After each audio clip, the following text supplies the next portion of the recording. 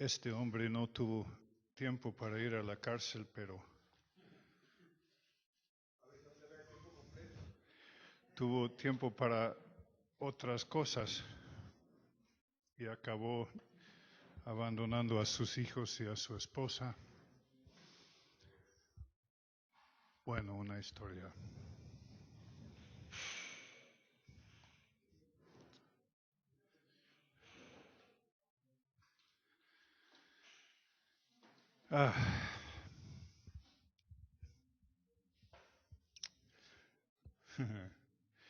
La iglesia, la amada iglesia. De joven me hice muchas preguntas en cuanto a todas estas cosas. Ni sé por qué, pero me hice muchas preguntas. Yo me acuerdo cuando tuve 13 años, 14 años de edad, empezó el mover de los Jesus People en Chicago. Eran como hippies convertidos que anduvieron descalzo, pero entre ellos Dios había hecho algo grande.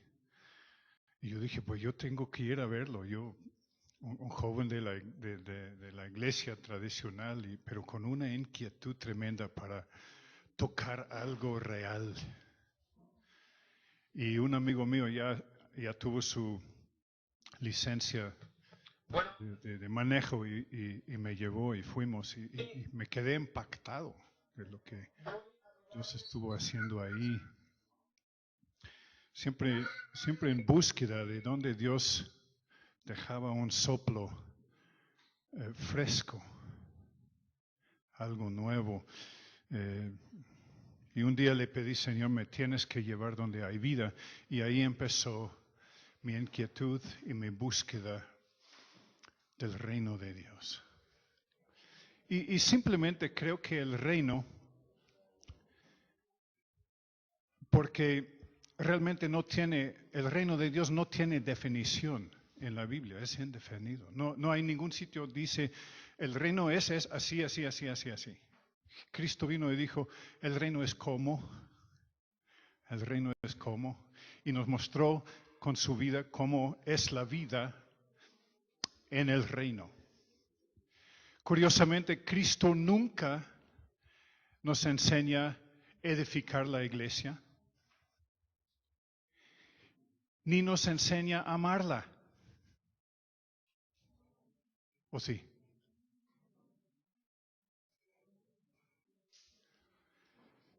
Tuve un muy querido amigo, un hombre de Dios, encargado de una congregación grande. Y esto le quitó mucho tiempo. Y los domingos se levantó temprano y se fue de la casa y regresó hasta tarde. Un excelente maestro.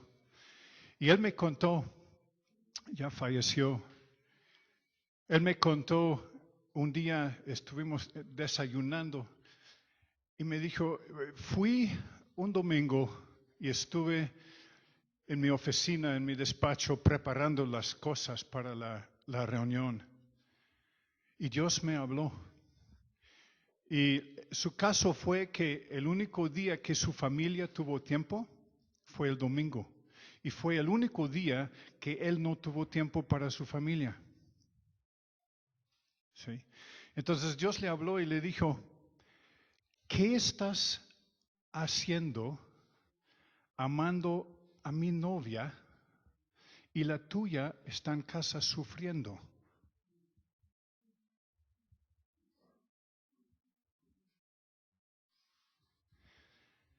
Y sobre esto él hizo un estudio y se dio cuenta que Cristo nunca nos mandó a amar la iglesia.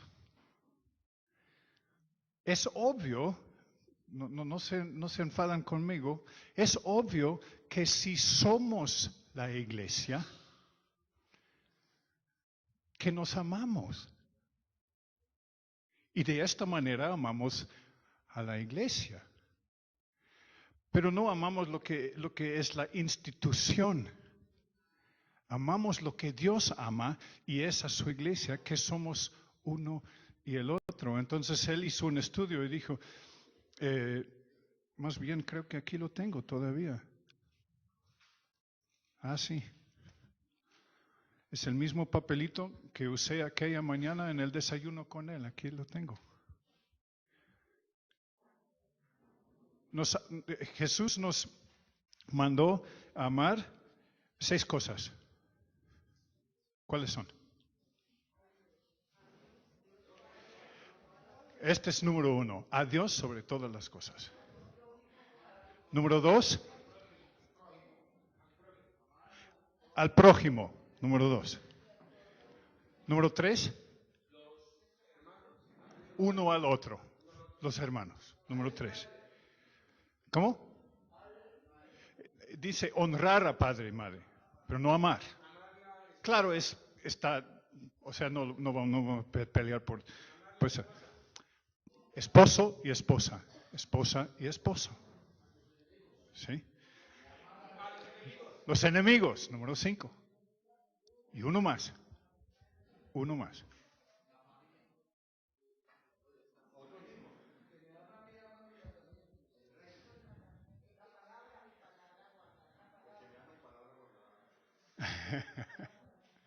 A mí mismo.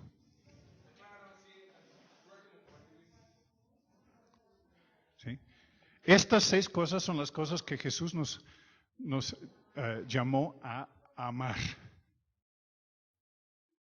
¿Sí? Qué curioso. ¿Saben qué hizo aquella mañana que Dios le habló esta cosa? Cerró su maletín, renunció, se fue a casa. Y durante los próximos 2 años y medio, si me acuerdo bien, durante los próximos 2 años y medio se quedó en casa los domingos por la mañana y les hizo hotcakes a su familia y estuvo ahí con él, hicieron reuniones familiares. Y dijo que eran entre los 2 años más ricos de su vida. ¿Herejía? ¿O el reino?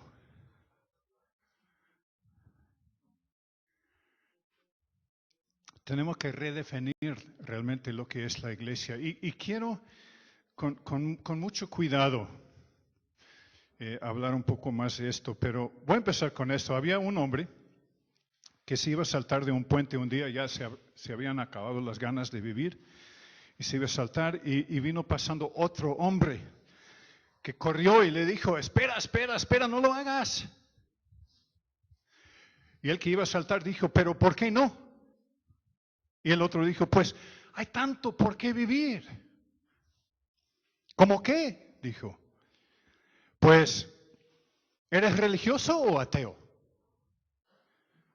Y él dijo, religioso. Ah, dijo, yo también. ¿Eres cristiano o judío? Cristiano. Ah, yo también. ¿Eres católico o protestante? Protestante. Ah, yo también. ¿Eres metodista o bautista? Bautista. Ah, wow, yo también.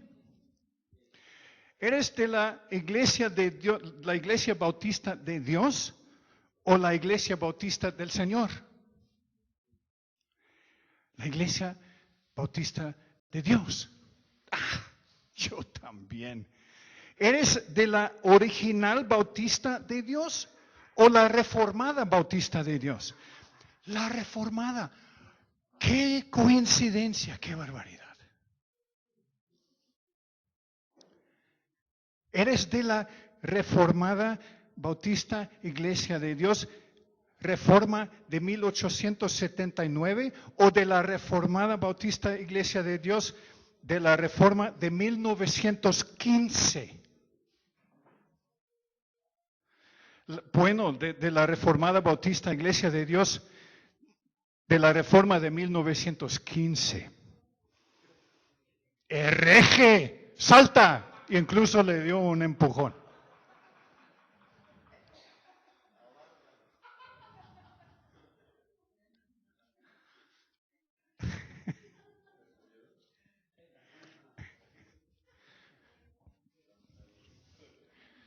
¿Qué hemos hecho de la iglesia? Y a los 21 años de edad, yo escribí una carta a mi iglesia, una iglesia bautista. Era distinta porque eran puros alemanes.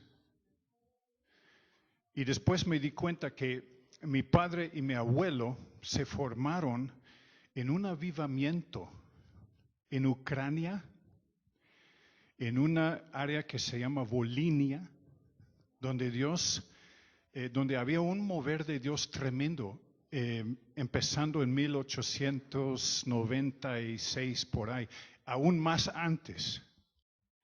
Y para el 1910 habían construido los bautistas alemanes que vivieron en aquella zona de Ucrania una nave con capacidad de 6,000 personas. Y esta nave hasta hoy está de pie. Yo tengo muchas ganas de ir a conocerla, porque ahí iba mi abuelo y mi padre. Y mi abuelo después hizo carga del coro de varones. Sí, esto fue parte de mi herencia en estas cosas. Hace unos años me llegó el libro de este mover de Dios en aquella parte del mundo, ¿no? Y dije, wow, increíble. Y ellos también lo que hicieron es, como eran tanta gente, levantaron obreros, y estos obreros iban de a caballo y tuvieron lo que se llamaban estaciones de prédica, para que todo el mundo no podía llegar hasta esta nave. Entonces estos hombres viajaron para predicar en tantos lugares, y algunos pagaron después con la vida. Muchos fueron, cuando vino la persecución de parte de los rusos, fueron llevados a Siberia. Mi abuelo y mi padre, cuando mi padre tuvo 6 años de edad, se tuvieron que huir, dejar todo, y se fueron de Ucrania a Prusia. Sí, y ya de ahí la guerra y perdieron otra vez todo y a seguir adelante. Pero lo interesante fue que hubo un mover de Dios y leer los detalles, y muy, muy interesante. Pero, ¿qué es lo que hemos hecho con lo que es la amada novia de Dios? Que simplemente su propósito de esta iglesia, de esta novia, es función de embajador, porque esto es lo que nos enseña la palabra. Representante del rey y su reino. ¿Sí? Pero en vez de hacerlo, nos peleamos por representar cada quien su propia denominación, su propia iglesia, su propia cosa.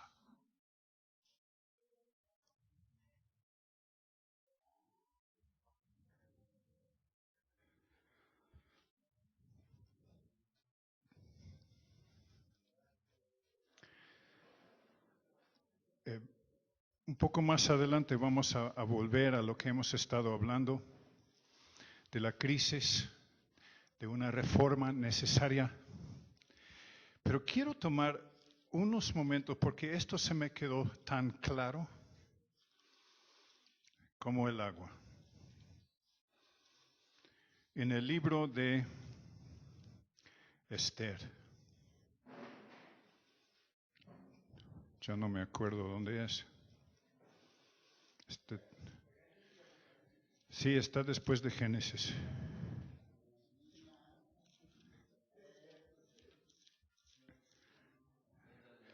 Aquí está. Alguien lo cambió aquí en mi Biblia.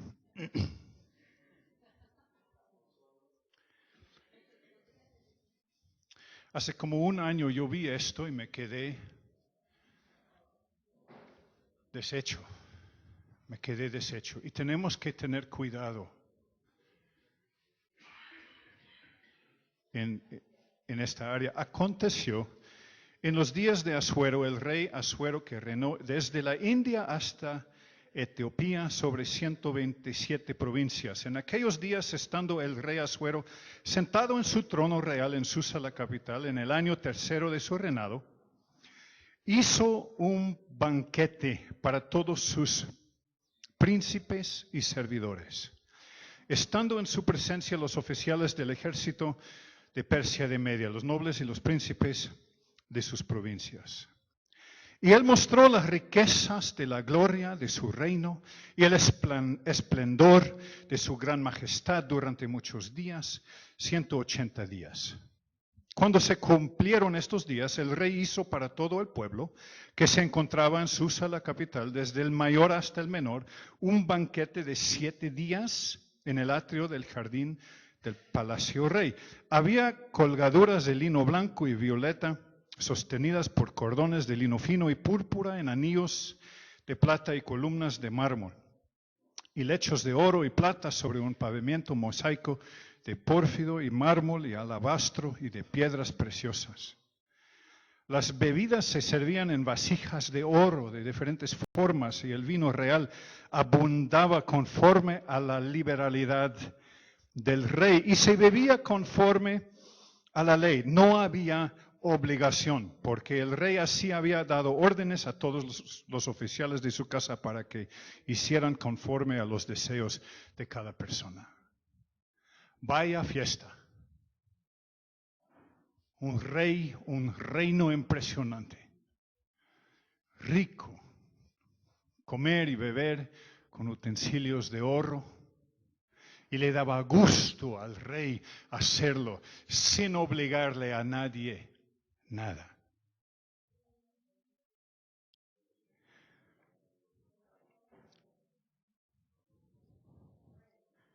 La reina Vasti también hizo un banquete para las mujeres en el palacio que pertenecía al rey Asuero.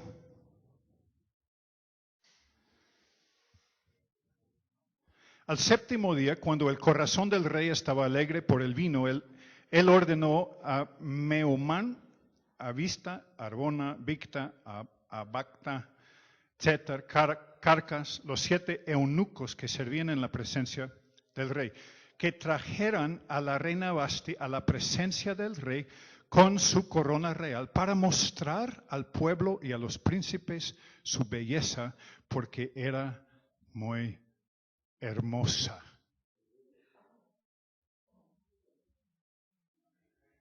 Fíjense que al rey del reino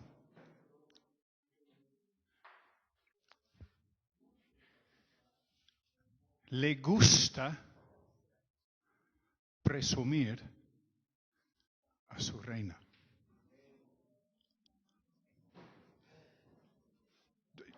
Yo he llegado a creerlo.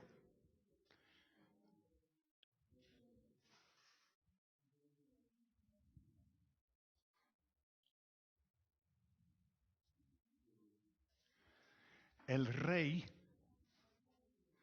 quiere tener una reina hermosa para presumirla.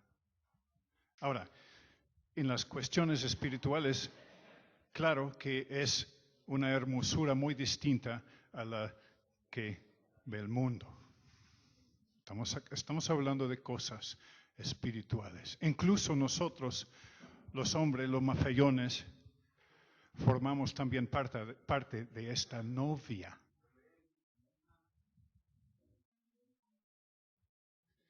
Y la prueba para mí de que este rey se enorgullece de los suyos, de los que tienen corazón para él, es el primer libro escrito de la Biblia. ¿Cómo se llama? Job. ¿Sí? ¿Entre quién y quién fue el trato en la vida de Job? Dios y Satanás. ¿Y qué dijo el rey de su reina? ¿Te has fijado en mi hijo Job?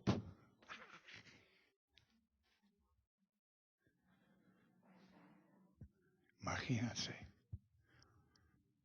Job no sabía nada. Tampoco Dios fue con él y le dijo, oye Job, mira, vamos a hacer aquí un trato y le vamos a dar en la torre al enemigo, pero te tienes que aguantar, mira, van a ser ciertos días y que así, ¿qué dices? El rey es soberano. El rey es soberano.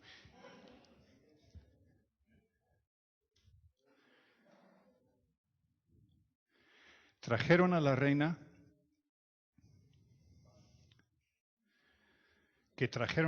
Vasti a la presencia del rey con su corona real para mostrar al pueblo y los príncipes su belleza, porque era muy hermosa. Pero la reina Vasti,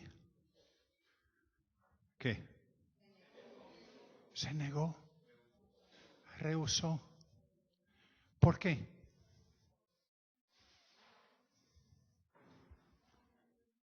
Ya lo hemos leído. ¿Por qué?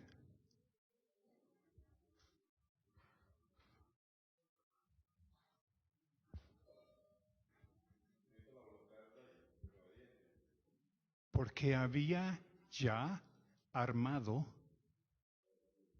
su propia fiesta.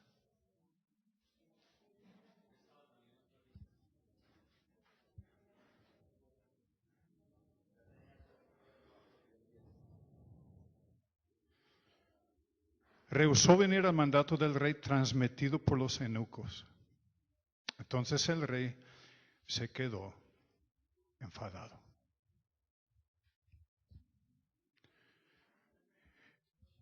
Y el rey dijo a los sabios que conocían los tiempos, pues era costumbre del rey consultar hacia todos los que conocían la ley y el derecho. Esa es muy buena idea.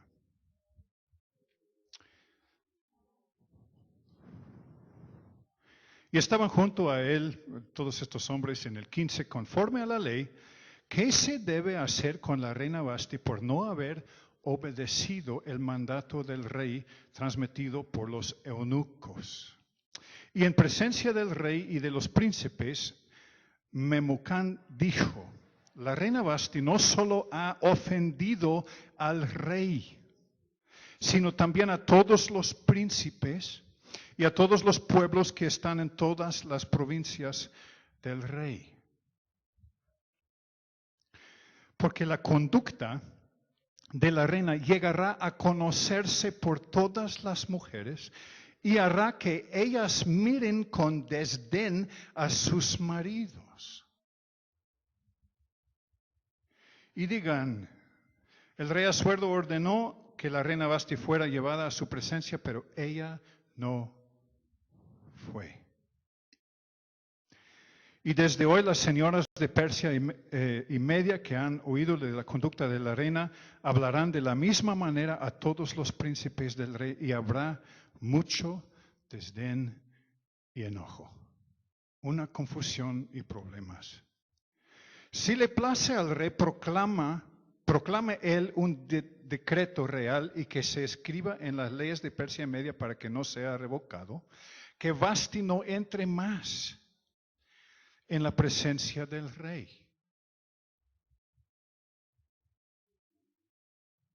Wow. Y que el rey dé su título de reina a otra que sea más digna que ella. Y cuando el decreto que haga el rey sea oído por todo su reino inmenso que es, entonces todas las mujeres darán honra a sus maridos, a mayores y a menores. Esta palabra pareció bien al rey y a los príncipes, y el rey hizo conforme a lo dicho por Memucán. Y envió cartas a todas las provincias del rey, y cada provincia conforme a su escritura, y a cada pueblo conforme a su lengua, para que todo hombre fuera señor en su casa, y que en ella se hablara la lengua de su pueblo. Y se buscó otra reina. Y ahí entramos en lo que es la historia de Esther, que es una historia hermosa. Una mujer con un espíritu sujeto al rey. Y cómo se presentó y toda la cosa. Creo que aquí en una ocasión había compartido sobre Esther. Cuando el eunuco, ella tuvo, por ejemplo, la oportunidad de escoger cómo vestirse, qué ponerse, cómo pintarse, qué perfume, cómo hacer. ¿Qué mujer no se alocara ante de cualquier vestido, de como quiera? Y ella dice al eunuco, tú conoces, y yo veo aquí en el eunuco el Espíritu Santo. El Rey es el Padre. Tú conoces a los gustos del Rey, dijo Esther, mejor que yo. Busca tú cómo vestirme y cómo prepararme. Y así iré y me presentaré ante el Rey. Y 6 meses en óleos, y 6 meses para suavizar, y 6 meses de perfumes y de especias. Y después el eunuco dijo, pues yo creo que al Rey le va a gustar esta prenda y estos zapatos. Y cuando fue preparada, fue a presencia del Rey. El Rey dijo, wow, qué historia.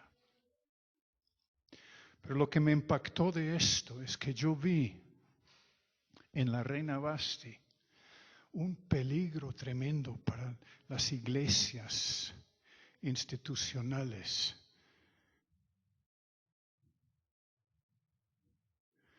Tienen sus programas, tienen toda su manera de hacer las cosas, todo basado en lo que es la iglesia nueva testamental.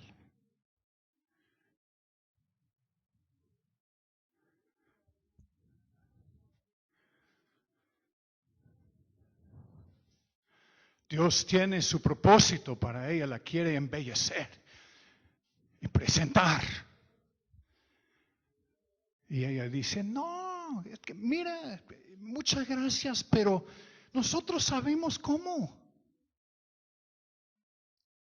Sabemos cómo. Mira, después cuando haga falta algo te vamos a buscar. Pero mientras aquí hemos aprendido y sabemos cómo armar la fiesta, sabemos cómo ganar a la gente, sabemos cómo controlar el asunto.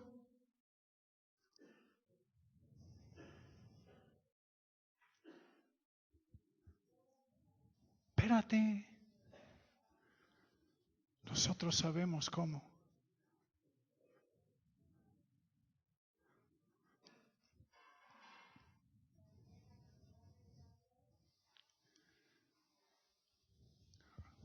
Y resulta, cuando la verdadera presencia del Rey ya no está, pues entonces ella misma sabe cómo hacer cosas para aparentar que sí es.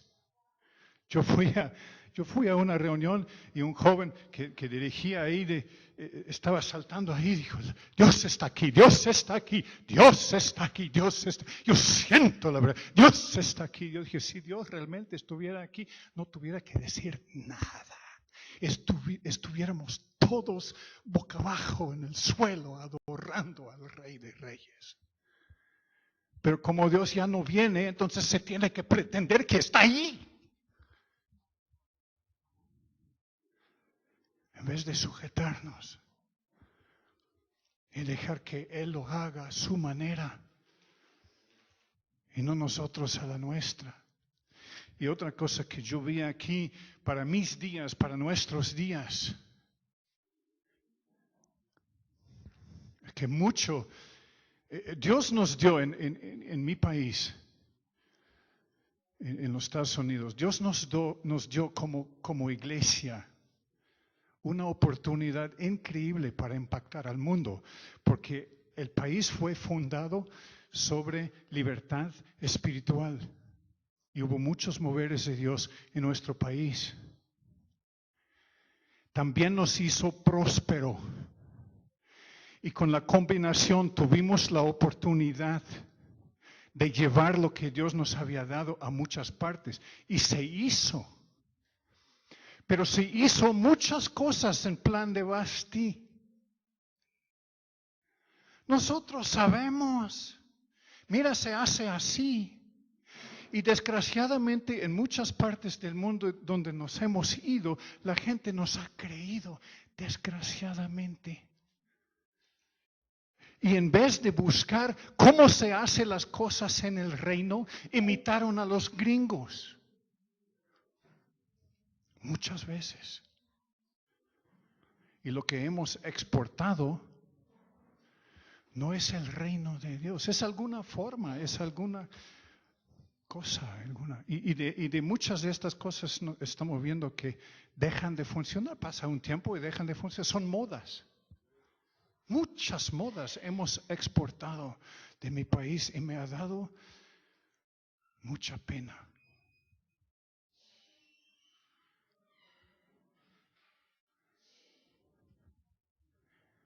Y es tiempo de una reforma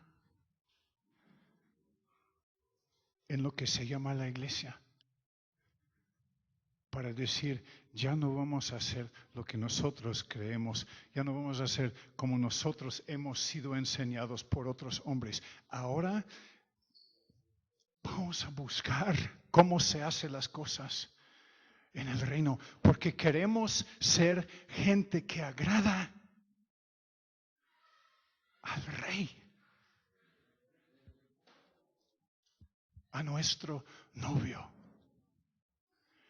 para que Él vuelve a tomar placer en nosotros y para que Él vuelva a querer presumirnos.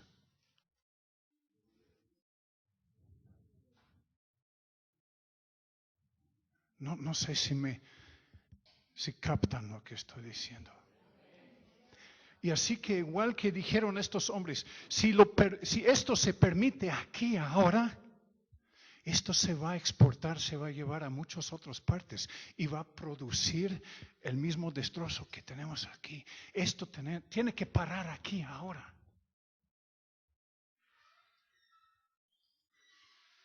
Ahora, en mi país, los teólogos, los líderes cristianos, todos están diciendo lo mismo. Vivimos en un país post-cristiano. Ya no es cristiano nuestro país. Tenemos iglesias muy grandes que realmente tienen poco que ver con cómo Dios quiere hacer las cosas. Con programas inmensas. Hacen las cosas según marketing. Cómo manipular, cómo controlar y cómo obtener. Y la gente le gusta porque tienen su rey, tienen su espectáculo, tienen sus estrellas. Pero del reino de Dios muchas veces hay muy poca cosa. Y esto me empezó a inquietar cuando tuve 20 años de edad, 21 años de edad. Y yo escribí una carta a la iglesia en donde yo me había criado, donde yo había conocido al Señor. Y les dije, muchas gracias por todo lo que me dieron. Pero tengo unas inquietudes que me llevan por otros caminos y prefería si quitaran mi nombre de la lista de membresía.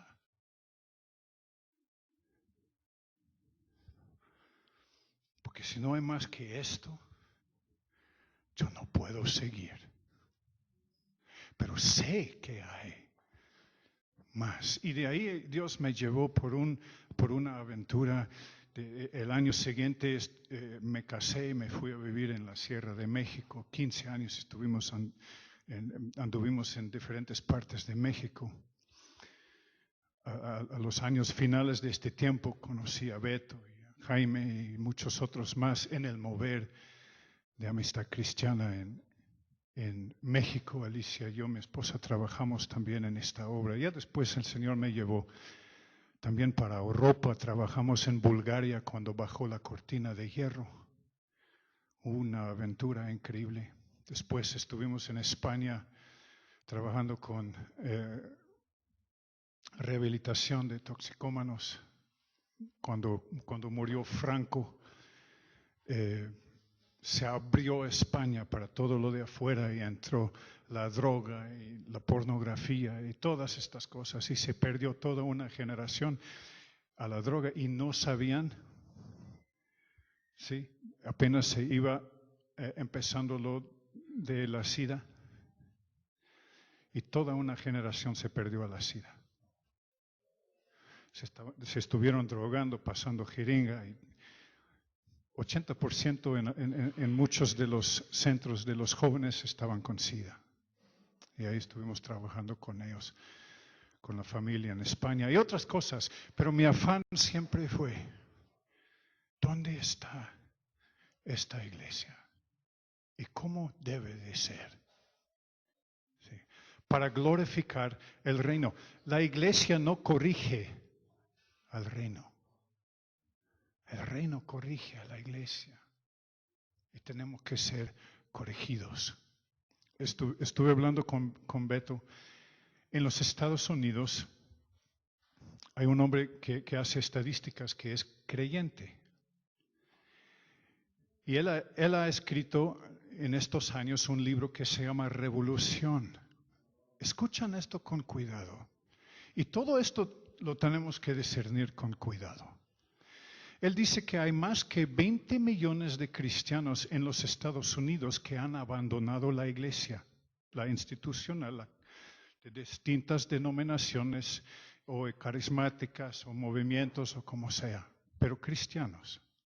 20 millones de cristianos han dejado de asistir para no volver más, no porque han dejado de caminar con Dios, sino porque para seguir en su caminar y en su búsqueda de Dios tuvieron que salir de ahí. Esto suena mal, ¿no? Ya después se encuentran ahí afuera y empiezan a convivir y buscar.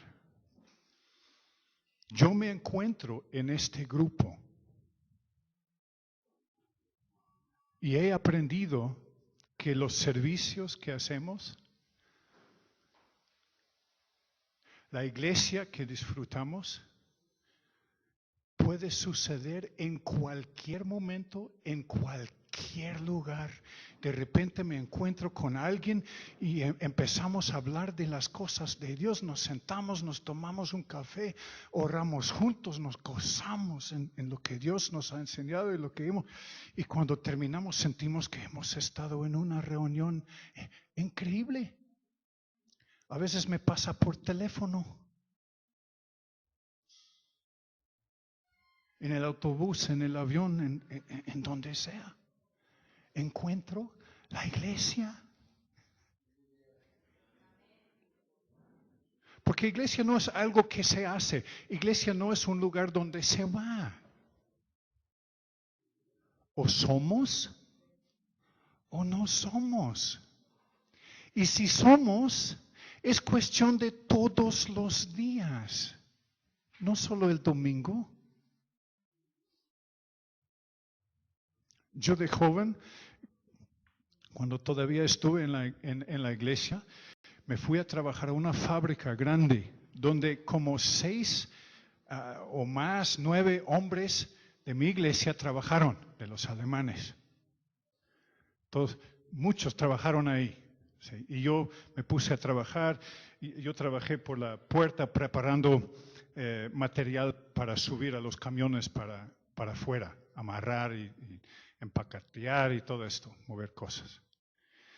Y ahí mismo es en donde vinieron a hacer el break, la pausa, a comer. Y cuando vinieron todos los hombres a estar ahí, pues empezaron con los chistes y con cosas sucias y con palabrotas y esto y lo otro. Entonces muchas veces me hice a un lado o me salí de la puerta para tomar aire o algo. Y un día, el peor de todos, un moreno grande, Jorge se llamaba. Me vino a buscar y me mira a los ojos y me dice, ¿tú eres cristiano? Y era el peor de todo, palabrotas. Él iba, cuando caminaba, era una fábrica grande, grande, grande. Cuando caminaba por los pasillos gritaba palabrotas y groserías y tonterías y cosas, ¿no? El peor de todos. Y me viene a buscar y yo pensé, ¿ahora qué? Era un hombre que le faltó una mano, tuvo un gancho, aparte de todo, ¿no? El pelo es así, un gancho y moreno, alto, mucho más alto que yo. ¿Sí? Y me dice, ¿tú eres cristiano? Y yo le dije, sí. Me dijo, por eso tu comportamiento. Dije, qué interesante. Después me dijo, yo también fui cristiano. Fui pastor. Choqué mi coche, perdí el brazo, me amargué con Dios y me he acabado como estoy ahora.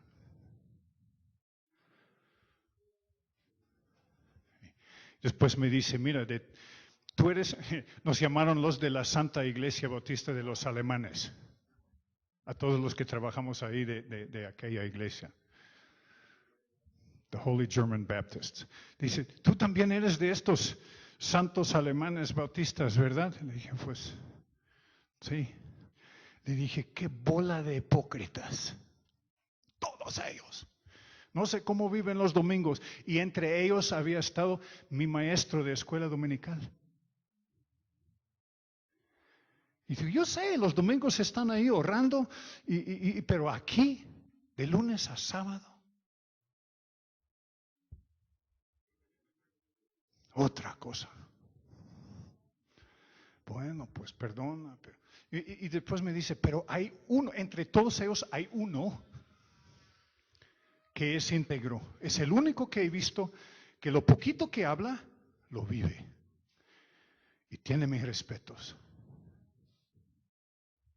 Y yo le dije, ¿por quién es? Y me dijo, ¿ves aquella máquina ahí? Es este hombre, se llama Harry. ¿Sí?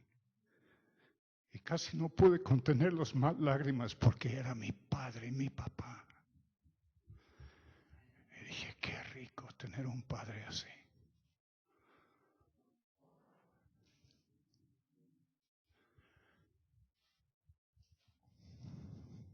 Tenemos que vivir lo que somos, en donde sea.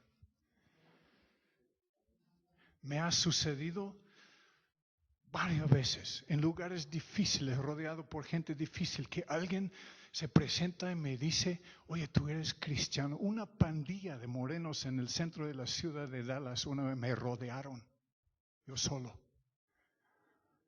Y el líder de ellos se me acerca, yo pensé que ahora sí me van a dar en la torre, se me van a llevar las camionetas, quién sabe qué me van a hacer. Y el líder de ellos se me acerca y me dice, oye, ¿tú eres cristiano? Yo dije, pues sí, dije, pues mi abuela también es cristiana, me ha hablado de estas cosas. Y yo dije, ¿qué tiene que ver con una pandilla que anda ahí para? Sí. O somos o no somos. La cosa es que sí, está rico cuando nos encontramos, incluso cuando nos reunimos, pero siempre con el fin de exaltar y sujetarnos al Rey.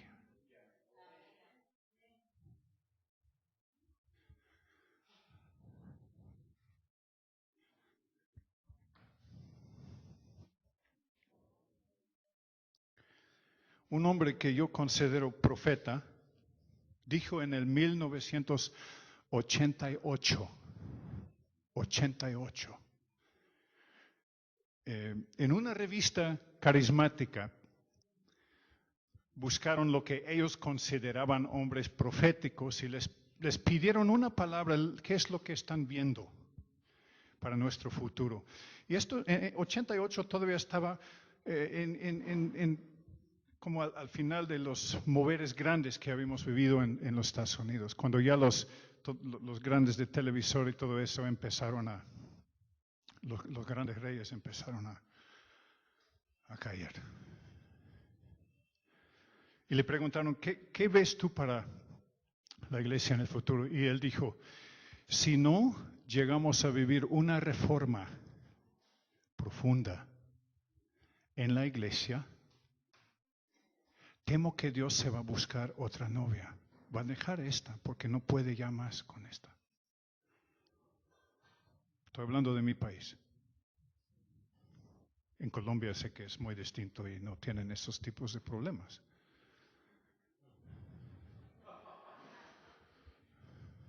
Esto fue de gozo, ¿verdad?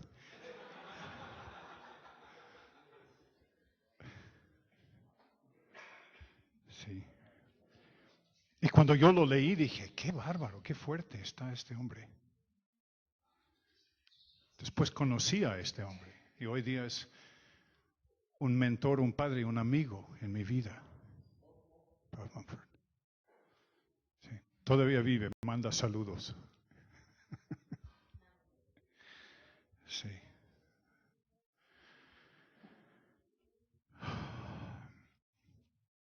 Yo sí quiero y soy parte de la iglesia.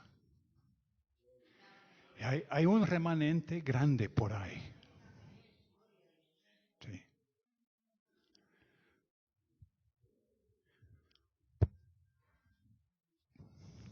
Un montón de cosas más se podría decir, pero creo que hemos entendido la historia de Basti. Porque quiero entrar un poco más adelante, más en las cosas del reino y diferenciar un poco entre iglesia y reino. Porque sí hay una diferencia. La invitación para nosotros es formar parte de la iglesia y exaltar y ser sujeto al rey. Cuando empezamos a sujetar el reino a nuestra agenda, a las cosas que nosotros queremos hacer, ya hemos puesto la carreta por delante del caballo.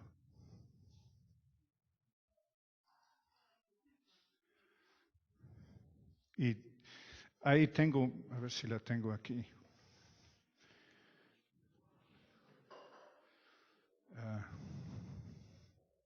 Está en la otra carpeta. Pero eso lo podemos ver más adelante. Ahora, pues eso fue apenas la introducción. ¿Qué hacemos? Sí. Ahora, vamos a volver, en la que sigue, vamos a volver a lo que empezamos ayer, a la crisis, a la reforma. Sí. Al rato me toca otra y ahí vamos a seguir adelante. Vamos a ver cómo se tiene que hacer para entrar al reino. ¿Sí? Y fíjense bien, Jesús nunca nos enseñó, nunca nos mandó a construir o a edificar la iglesia. Jesús dijo, predicad, ¿qué? El Evangelio, id a todo el mundo predicando el reino de Dios. Jesús habló estrictamente del reino, nunca habló de la iglesia. Y cuando tú ves después en los hechos, Pedro, Pablo, dice que se fueron y predicaron, ¿qué? Felipe, en principios de hechos, fue y predicó el reino de Dios y muchos se convirtieron. Pedro, Pablo, presentando el reino de Dios.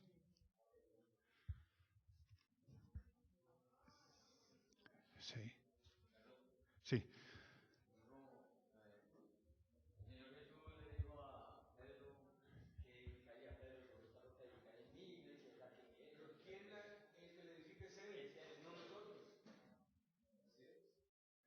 Cristo dijo, yo edificaré. Nos mandó predicar el reino, porque si predicamos otra cosa, Ya nos hemos salido de los propósitos y deseos del Padre. Predicamos el reino. Jesús se encarga de edificar y de amar su novia. Como mi amigo, que lo tomó a pecho, cerró su maletín, limpió su escritorio y se fue a casa a amar a su novia. Qué curioso, ¿verdad? Me impactó lo que hizo este hombre.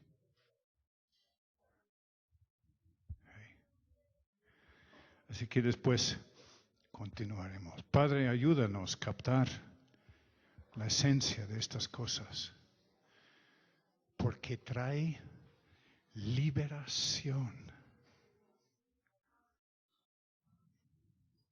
Trae libertad. Un gobierno nuevo. Una vida nueva. Una aventura increíble. Ayúdanos, Espíritu de Dios, en el nombre de Cristo.